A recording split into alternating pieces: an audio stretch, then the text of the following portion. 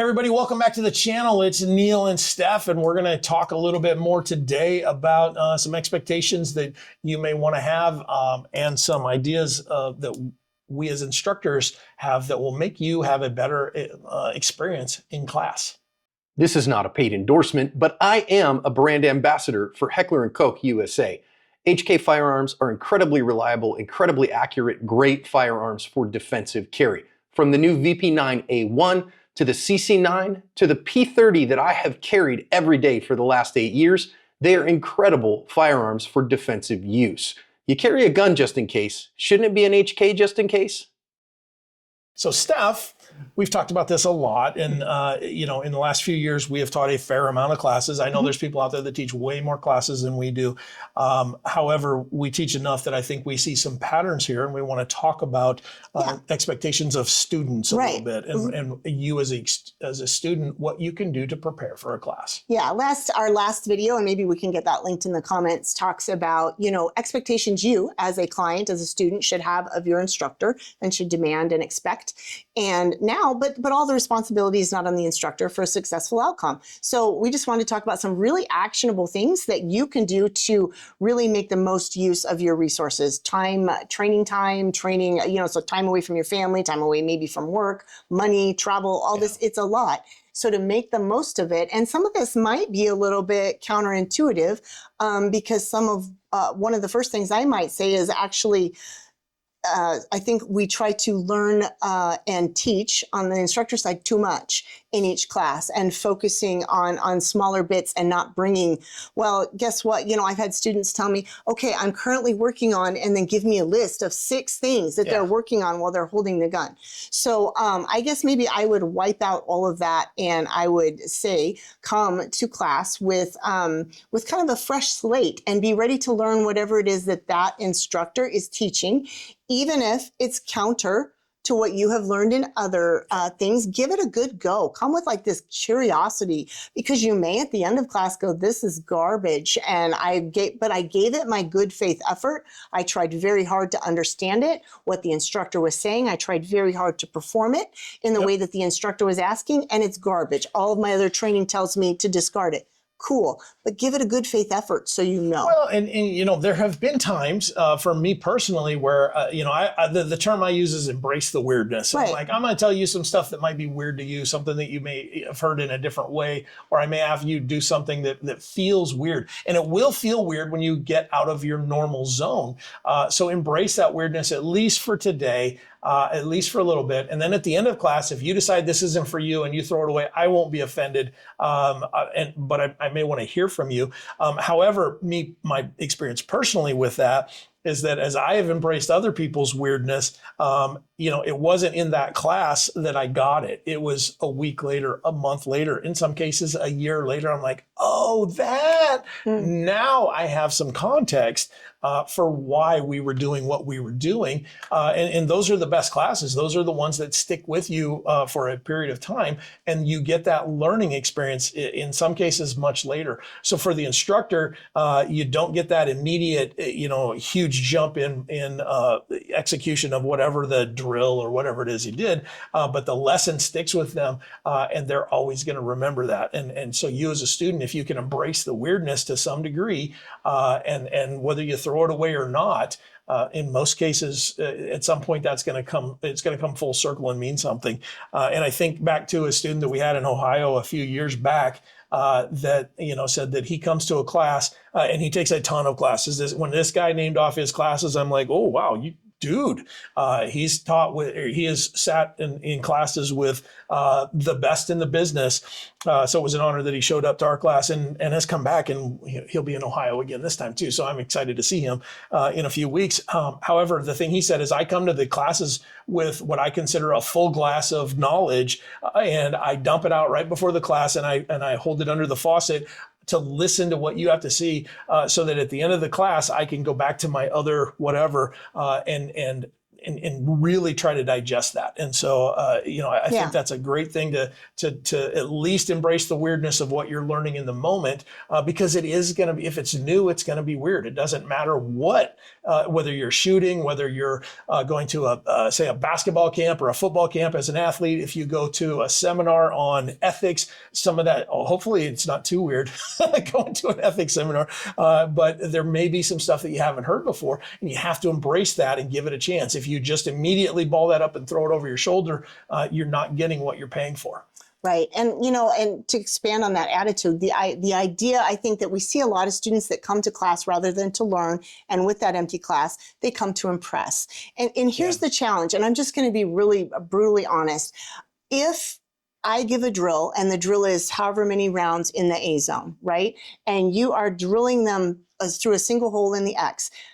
Sometimes I see that as the idea that that's how the student feels good with that. But sometimes it also feels like I really want everyone to see how good I am at this. Here's the problem. As the instructor, if that's what you're doing and the target was this, you're not going fast enough. And so you're not impressing me. So and your goal shouldn't be to impress me, right? But if it is, understand that you're not, because I need you to go faster. I need you to find that struggle zone, that zone where it's difficult, because that is where the learning is. So get rid of the idea that you are there in class to impress your other students, to validate that you already, know what is there and you're basically there to perform, because I see that an awful lot. And I think it's really detrimental to your learning. If you come in humbly, because even if any of us can have a bad day. I can shoot and I can show up at a class and be a hot mess that weekend. And it doesn't necessarily bother me, because as professionals, we know that today I'm a hot mess. It is what it is. Any given Sunday, right? We can all fall apart. Yep. So when I see students falling apart, that doesn't bother me either, because all I want to do is teach. So open yourself up to that curiosity and exploration, and really trying and pushing, rather than trying to perform in a different way, to a different metric. And I think a way to reframe that for some folks is that you paid a significant amount of money to be there, whether it's 200, 500, 1,000, whatever the number is, you paid money to be there. So is that money, are you trading that for my opinion as the instructor or my knowledge as the instructor? Right. And my opinion probably isn't worth that kind of money, but my knowledge and my the things that I can help you with hopefully are. And I think in most cases, folks will tell you it is. But if you're there to impress me, my opinion isn't worth that much. Now, I will probably tell people about the great shooters. I just did tell about one of the great shooters that was in the class.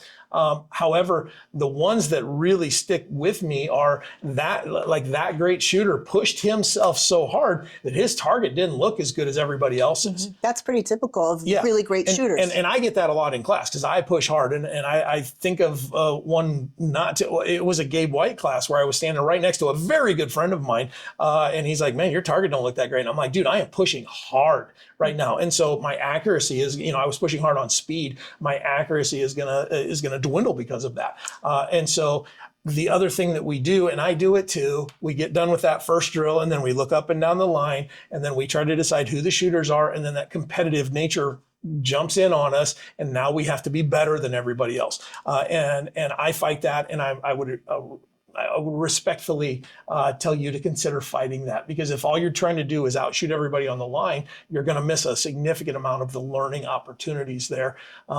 And if you believe in your heart that if I just push a little harder, I can outshoot everybody on that line, you probably can. And but that's not the point of what you spent the money for. I don't think. I think the reason you spent the money was so that you could be better in the long run. And every class I've ever taught, every class I've ever been to, I look up and down the line and I'm like, you know what? Here's a whole bunch of people that showed up at this level of shooting, and most of them are leaving now with this level. And maybe their shooting didn't, go completely through the roof, but their knowledge moved in a different direction. Their idea of how to implement technique moved in in a higher direction. And ultimately they will become a better shooter and hopefully a better self-defender based on decisions and all of that kind of stuff as well. And here's some rapid fire stuff for, especially if you've never been to a class before. One, read all the pre-class communications. There should be some. Read them. There's a lot of helpful information. Try to have everything that is required. If you can't have everything that is required, you need to contact your instructor and try to work that out. Have extras of things, water, a snack with some protein and stuff in it if you don't need a flat out lunch, sunscreen, bug spray, all these things to be outside. To make yourself more comfortable. I know sometimes there's this idea that we need to look like we're miserable and we're hot and we're tired and all these things. You don't actually learn that way. Don't do that. What can you bring to class to make yourself more comfortable? Read the communications. The second one, the safety brief. In my first classes, I thought safety brief was going to be kind of this rote, we're just going to name the 4 gun safety rules, and it's something that most of us can tune out for because it's only a liability thing for the instructor. That is not true. The safety brief for most instructors, it's not just about safety. They're telling you how that class functions. This is when you can load your gun. This is when you can do this, and this is how you will do that. So tune right into that. That's something most high-end students are going to be doing because they've taken enough classes to know this isn't just a safety brief. It is how the class functions. Sleep beforehand. Sleep is a superpower. I know it's hard when you're traveling, when you're having fun with friends. Get as much rest as possible. Start hydrating several days beforehand, particularly for an outdoor class. Make sure you're drinking plenty of water and you're bringing plenty of water. There's nothing more discouraging than having to sit out or having to sit down halfway through a class. I've gotten heat sick before, heat exhaustion before, and so I'm very sensitive to that now. So if I'm not very careful, and often even when I am, I'm going to miss some time of classes if it's hot and if it's outside. Don't let it happen to you. If you can avoid it, stay ahead of it. Well, yeah, and for me personally, I have this tendency to push through but I said in the last video, rub some dirt on it and keep going. And that's just my tendency of who I am. However, sometimes by rubbing dirt on it, what I mean is I don't take that drink of water when I need to. And usually I can push through to the end of the day. I guess I always have. But the consequence of that is I get a migraine headache the next day. And so then I'm sick the entire next day, and I don't really get to internalize the learning that I had or the experience that I had. And it's just not shooting that I do this at. I volunteered down at the Flint Hills Foster Teen Camp, and I pushed through really hard on one of the camps and then spent the entire next day sick as a dog trying to get home simply because I didn't take care of myself. Now, the next class, I grabbed a couple of people that I trust and hey, I can't get to this point. So if I forget to drink water, please help me with that. And they kept me so hydrated, I spent more time off in the bushes. That was going to be my next point is get a buddy with you in class. Yeah. I don't always get to have a buddy with me in class, but very, very often. So if you have a buddy, make that deal because it's very difficult for me, just like you, to take time out from what I'm doing. Because very often on breaks, on restroom breaks, on things like that, students have questions and they want to talk to you. So it does make self-care very difficult as the instructor. As a student, you better be doing it. Use the restroom, drink your water. But if you have a buddy, it's easy for me to forget my own self, but I can go up to Neil and I can just hand him a glass of water or a bottle of water. And we just know that we need to do that and we need to drink that. Or I will take over a conversation or you will take over a conversation and say, go use the facilities, whatever. Yeah. So if you have a buddy in class that, hey, when's the last time you drank? Hey, why don't you drink? That has saved my bacon so many times. And it also makes me feel good when I can go up to my friends and say, hey, I need you to make sure you drink in. Yep. So look out for each other, you guys. If you haven't taken classes, and I know some of you, this is going to be, ABCs for you, but if we get so many people in our classes, it's our first class. Yeah. So I really want this to be applicable for you. Drink a lot of water several days beforehand and have a lot of water that day. If you're traveling to an unfamiliar area, even more so. If there's an altitude issue or if there's a significant humidity versus dryness issue, if you're not acclimated to that, understand it can be very challenging on your body and it will take more resources. It does. And traveling to a class is a blast. I love, the road trip in or sometimes a flight. Those are hard to get to sometimes. But the destination class, as long as you can take care of yourself, you kind of get that moment of, I'm not at my home range. I don't have any home field advantage. I get to be vulnerable here. I get to push myself and see how I do. I get to see other shooters' technique. I get to hear a new instructor's technique. And I love traveling for classes, whether I'm teaching them or taking them, probably more for taking them, just because it's fun for me. The other thing that I would add, if you go to a class with your significant other, other or one of your kids, it's common practice for the instructors to say, hey, I'm not going to have you stand with somebody. The word term I use is somebody you're contractually obligated to love, meaning your spouse or your kid. And in a lot of cases, now you and I have a different dynamic because I don't know why, but there's a fair amount of people out there that have that different dynamic that can stand together with their spouse in a class. But what we see as instructors a lot of times is one or the there's a power dynamic in the relationship, and I remember a particular dad and daughter where dad really wanted to teach his daughter how to shoot, and when they stepped to the line the very first time, she outshot him dramatically, and then the entire weekend, she outshot him, and yet he was continually giving her feedback and pushing different ideas on her to the point where there was some significant frustration, where then we had to have that awkward moment and split them up so that they could each learn. And, I've seen that with fathers and sons. I've seen it with fathers and daughters. I've seen it with husband and wives. Even friends can be distracting. Yeah, I've absolutely seen it from friends to do, and so one thing that you can do, and I took a class with Masada Yub, and Natalie and I went and took a Mag 40 class a while back, and the first thing Ma said to me is like, hey, I'm going to do my best, Masada. I'm going to ask you to split up and you not coach her online. And my response to him was, I didn't pay you money for me to teach her today. I will stand clear on the other side of the line because I want her to hear you. She's heard me. And so if you show up with your significant other, your kid, your whatever, your best friend, they've heard you. And so there's the thing that I really enjoy, like taking classes with John or with Chris, when we partner up, we're competitive and we're playing and we're having fun, but we push each other and we're like, oh, hey, did you notice that thing with the whatever, the pinky, the shoulder thing, the elbow thing? Did you notice that? What did that do for you?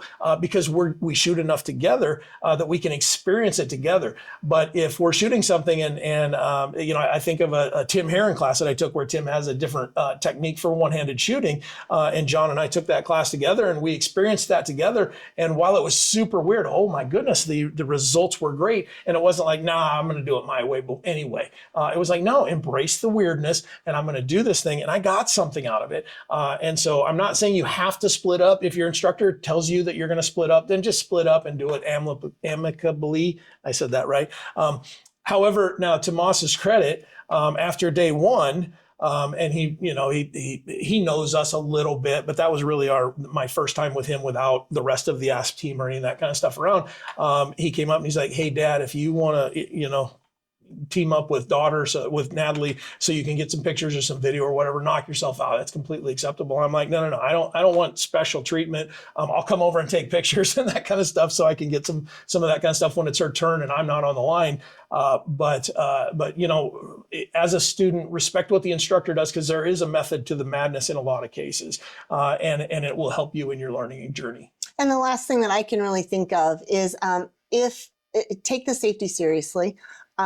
If the instructor tells you you are doing something unsafe, I know it's very easy. I'm kind of a people pleaser. I was always, kind of the student's pet. When a teacher tells me I'm not doing something correctly, it immediately makes me defensive and I struggle. But try to get out of that. We're not doing it to upset you.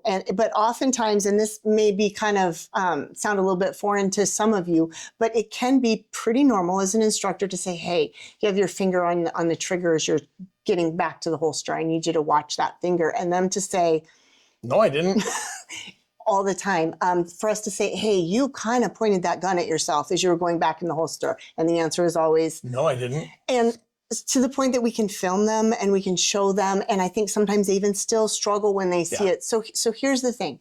Don't make us care about your safety more than you care about your safety. Obviously, we are contractually obligated to care about your safety. Yeah. And also, we don't want the blowback of you shooting yourself on our range or somebody else or any of that.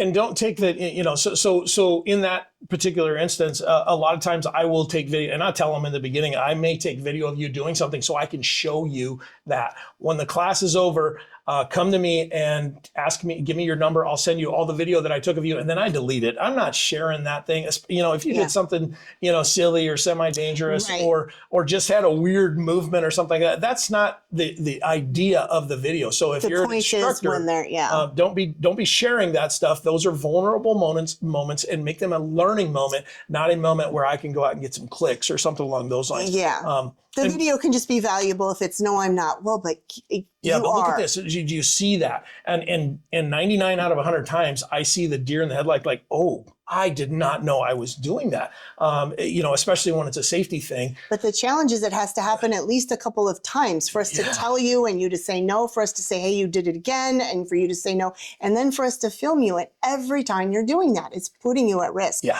So please, if you decide, if you're not listening to the instructor in this, maybe do a little bit of self-reflection and find out why. What is going on? Am I just being so defensive internally and deciding that I can make no mistakes? Then that's something you need to deal with. If there's some lack of trust with the instructor, then why are you there? Go ahead and pack up and leave. If they're not worth the money that you're paying and the information they're giving you is not valuable, that you're going to dismiss it, no, I'm not. Okay, that could be on you. It could be on the instructor. Figure out what it is, because you have just agreed to pay them a bunch of money and a bunch of your time that you can never get back. And if something as simple as you're pointing a gun at yourself, you can't believe that, examine it, because maybe the instructor is crap. It could be. And you should go, maybe you're sensing that, or maybe you need to work on that internally and be a little more curious and vulnerable and open to the fact that as a human being, you are also capable of making mistakes. Yep. I'm going to wrap it with this. As the consumer, as the student, you have the control. You do not have to subject yourself to, to people making fun of you. You don't have to subject yourself to abuse, to any kind of, people talking down to you. You have the control to, at any time, put your gun in your holster, pick up your bag, and leave. Yes. And if there's been a major safety issue that wasn't addressed, if you feel unsafe and you've addressed it with the instructor and said, hey, this is going on and I don't know what to do with that. In some cases, I had this happen to me once. We do a sub-second drill. A draw drill that we do. And when people get moving fast, I am right beside them and I am literally watching their hands and my thing is I'm going to try to tackle you if you do something dumb. I've never had to tackle anybody. No, that's not true. I tackled the one dude that dropped his gun because he was trying to reach for it. So I wrapped him up and did my best Terry Tate in that class. However, everybody was safe and all that. But when we get to moving at massive speed, that's when some things can go south. And so we take it, it's a 2-hour portion of the class, but ultimately we're moving at speed. And so I'm watching this guy's hands just to make sure that we're okay. And I'm not watching the target. I'm not even watching, 5 feet in front of him. I'm watching him and I am zoned in on him. And he was moving so fast, he's just drawing the gun and he's basically shooting into the ground about 8 feet in front of him. My vision isn't picking that up. And it wasn't until somebody told me, hey, he's not even coming anywhere near the target. And we were shooting at shot up target, so you can't check it later. I've addressed this since, and I have a different way to do that. But my AIs, all these students have that, an open check, a sign check to come say, hey, Neil, this happened. Maybe you didn't see it. Don't assume they saw it. I implore you to give me the benefit of the doubt as well, that I don't see everything that's going on. That's why we're all safety officers. Physiologically, you can't. From a human safety performance, we can only focus on a very tiny, this is the one place with the company that I really specialize in. We can only see with clarity, I might only be able to see your hands. Yep. So the assumption that I can see a lot of other things, or that you could in this case, is not good. So you guys, a good instructor is going to appreciate that feedback. Yeah. If you feel like it isn't appreciated, that is not a good instructor. And the power that you would have in packing up and leaving would change things. I get it. I get it. That is a difficult thing, particularly if you're like, I don't know, I'm the new person here, I don't know what's going on. So let me give you at least some advice, and you can take it or leave it. My advice, my advice is what you are paid to watch this video, and so. Speak to the instructor first. Speak to some of the AIs. Make sure that your concerns are out there. Now, there is a fine line on that as well, is that, every little thing adds up and takes a little bit of time. But if you are feeling physically unsafe, saying something to somebody in a position to get that information to the instructor, if you don't feel comfortable talking to him or her anyway, at least alerts them to that so they can address it. If you just see something like the shot that went into the ground 8 feet in front, that was a completely safe shot. Nobody's downrange. It's in the right direction. It's just this guy didn't take the care to ever see his sights or the target. He just wanted to pull the trigger fast. And so I figured I have a way to address that now. However, I didn't see that. If somebody had just packed up and walked off the range, I would not know what happened. I wouldn't be able to address it. And in this case, nobody walked off the range. One of the AIs came up and said, "Hey, did you see that?" I'm like, "No, I was focused right here on the hands and the holster and all of that other stuff." Then we could go figure it out. So we put up a clean target, and then, and the thing that I do now, and some of you have been in class and may have seen that, if you don't hit the paper, I don't show you your time. Because if you're hitting the ground out there, that's not a good shot, and that's not your draw to first shot. And so I don't want to ingrain that in you. And then in addition to physical safety, emotional safety is important. You have a right not to be bullied, and you have a right to speak up if you feel like you are. I unfortunately have been bullied in a couple of different classes. I've been the joke in now I have been in a position where I've been to let it roll off my back and decided I need nothing but the signature of the instructor at the end that I passed. If I can make the qualification, I don't need the instructor's approval. You can act like a jerk if you want to. Yeah. However, that would upset me if I saw it happening to someone else. You have a right to say something. You have a right to stand up for yourself and deal with it. Looking back, that was at a time much earlier in my career. It would go quite differently at this point in my career. But you don't have to be bullied either in class or after. You shouldn't have to be the one that's put up as a joke, as an online post with or without your name. That still feels ugly when, you might not have said, "Hey, Stephanie did this in class. Ha, ha, ha. She's stupid and ugly and short." Okay.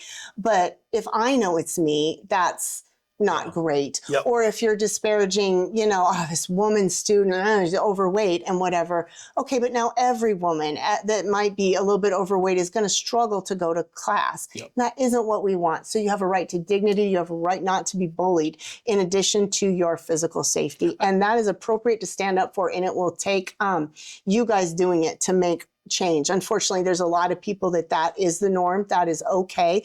And it's tough love, and we'll make fun of people, and we'll do all kinds of stuff because, boy, we love you enough to tell you you're a moron, and we love you enough to tell you you're fat and stupid.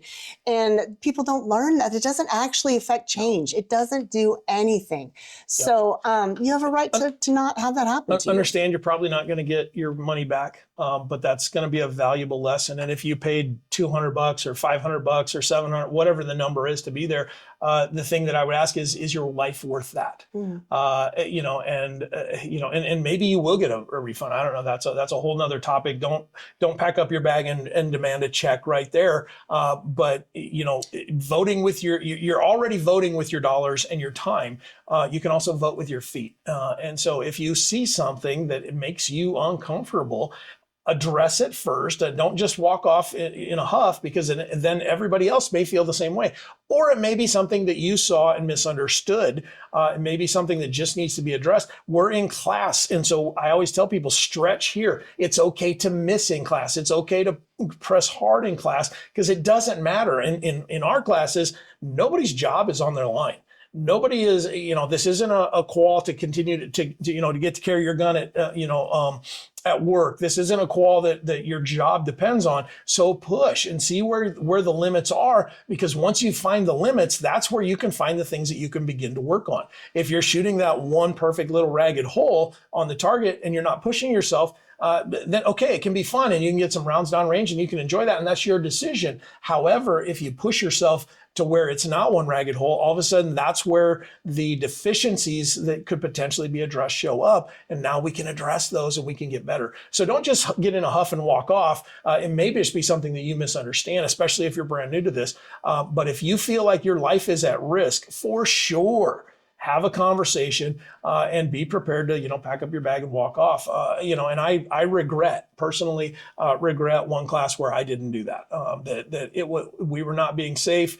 well, we were not, I was being safe. Most everybody was being safe, but there were a couple of safety issues that happened that really caused some concern. At one point I had, Natalie and I had a gun pointed at us. And I never felt better than when that instructor finally kicked that person out of class. But I should have left an hour beforehand. I should have packed up my daughter and I and said, you know what, this isn't safe. This person isn't taking it seriously. And the instructor isn't either at that point. However, as an instructor, we tend to give chances and we tend to try to address this stuff. We want to help people. And so, yeah. So again, there's a balancing act there, but don't be afraid to vote with your feet. But in learning about self-defense, for me, it's all boundaries. Whether I'm setting up a boundary and saying, you can't take my money, you can't take my body, you can't take my children, and I will defend that with a gun, with deadly force, with whatever.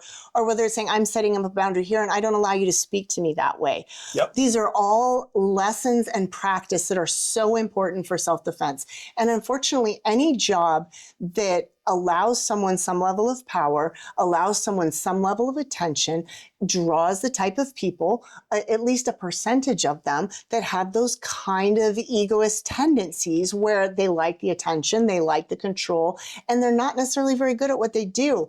And so to demand more and to say, I will not be spoken to like that. I am at a class where I am here to learn how to defend my boundaries, whatever that means, and you're crossing them. So here's my boundary. I expect you not to step over it again.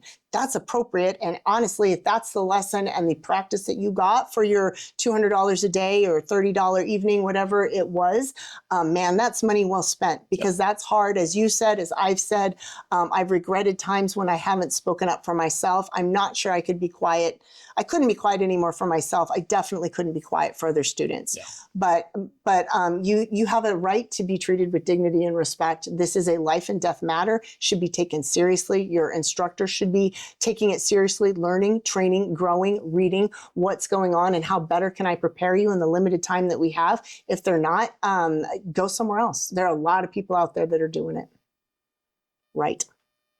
That are doing it right? Correct.